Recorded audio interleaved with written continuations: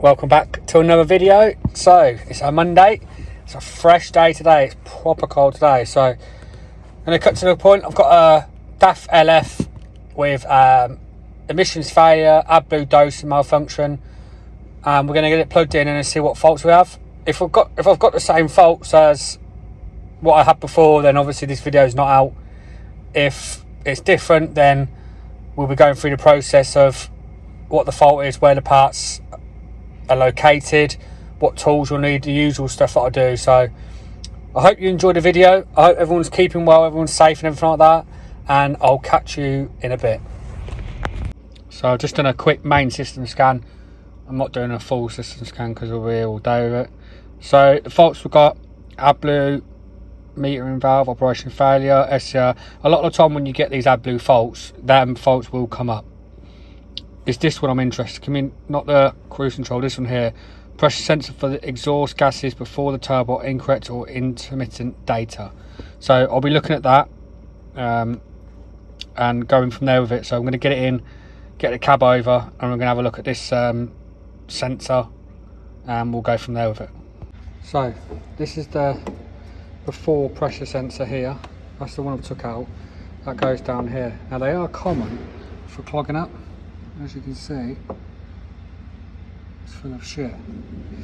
So what I'm going to do is I'm going to get this pipe off, because we've got parts if we need to. I'm going to get this pipe off and let's have a look and see if it is blocked, and see if this is what's actually causing our problem we've got. And also, if you look at that, we're not looking very great there, are we, either? So we're going to need, looks like a 10mm, and then which is bolted down here on the turbo. So let's get this all off and have a look at it and see if it is actually blocked. So a little bit of a development. We're getting this out of the way to try and make a bit of room. We've undone the 10mm down there, but it's tight on the manifold. I don't know why I said turbo earlier. It's on a manifold here.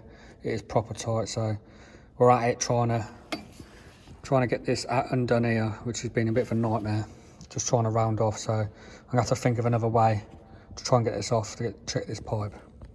Right, so I've had a fucking mare with this thing. Like, trying to get that little bastard out there has been a fucking nightmare. We've had to pull all this pipe out of the way, coolant pipe, stop it from leaking. It's just been a pain in the ass, but there's the result of it.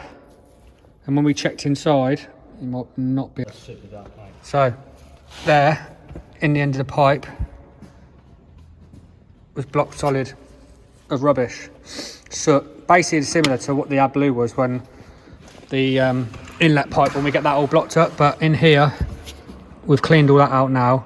You see that little hole was blocked up. So what we've done is run a very, very small drill bit down there just to try and clear it out. But yeah, absolute nightmare. These things happen in this job. Not everything goes perfectly well, and it's been on there since beginning. So I'm going to attempt to put the new pipe on now and try and put this back together. And hopefully I can finish this video with it all done. So let's get cracking. So little update, we've tapped the hole. It's a very, very fine thread. It's like, the only way to describe it is like a brake hose, but we've cleaned it all out, tapped it, and it's all good. So we're going to get the bolt. Sorry, I've been torching away. There's a bolt there that holds that clamp on, and hopefully get the rest of it together. But yeah, what a nightmare, what an absolute nightmare. That pipe, the old pipe's been in there since the beginning of time. So we're lucky that we've got it out. It's just very, very fiddling and very much a pain in the ass, but we know it was a problem. Pipe was blocked up inside the manifold. That little pinhole was blocked up. So let's get it all back together and hopefully get this done before I go home.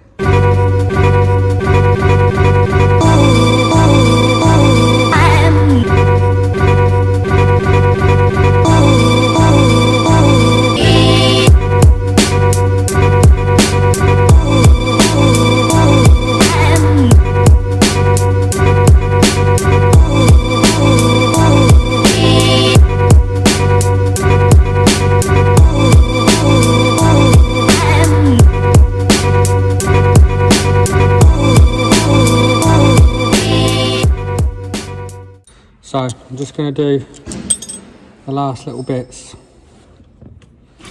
on here. I've got to say, it was a bit of a, it's not technically a hard job, not hard at all, but because of where the pipe's situated, like, you have to get this out of the way. And you are going to lose a bit of coolant, but we'll hopefully quick enough to just put some rubber gloves over it, just to cover it up. But yeah, that pipe was so tight in there.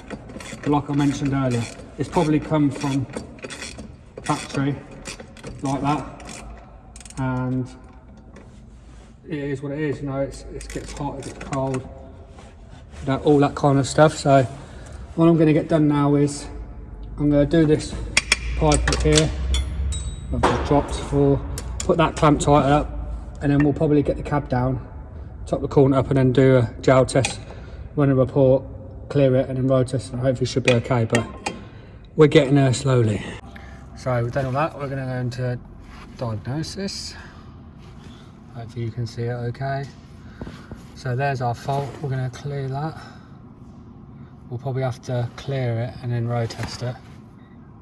All there is cleared. Let's check on the dash. So we've got no faults on the dash currently. So I'm going to start it up and check that we don't have that fault back on. Fingers crossed it'll be okay, and I'll give it a quick road test and we'll make sure we're all good. So that's road test all done. We're all clear, the light's gone out, everything like that, so we're all good. We've got power and everything, so it's worked out just nicely with that. But I think next time when I'll probably change it a little bit. I'll pull that pipe out as I did, but I'd probably cut the pipe short and then put a socket over it and maybe make it a little bit easier. But yeah, it was a pain in the ass. I've never done one before. It's obviously something you can look at with the pressure fault in that pipe and having it all clogged up with soot, the same as we have on the EGR. It's definitely something to look out for, and something I'll be now looking out for even more with that fault. I hope you enjoyed the video. It's probably a decently long one, but I hope you enjoyed it. I hope everyone's keeping well, and I hope you enjoy my content. If you've done one of them jobs before, let me know in the comment section. It'd be good to know how you found it, or whether you had the same sort of problems, whether it was easy or anything like that. But for me, I think more than anything, just soak it in mech oil first, get all the other bits off, and then try it. So, but you learn something new every day. That's what it's all about. But I hope you're all keeping well. Don't forget to like, comment and subscribe. If you can tick that notification bell, even better. And I'll see you all in the next video.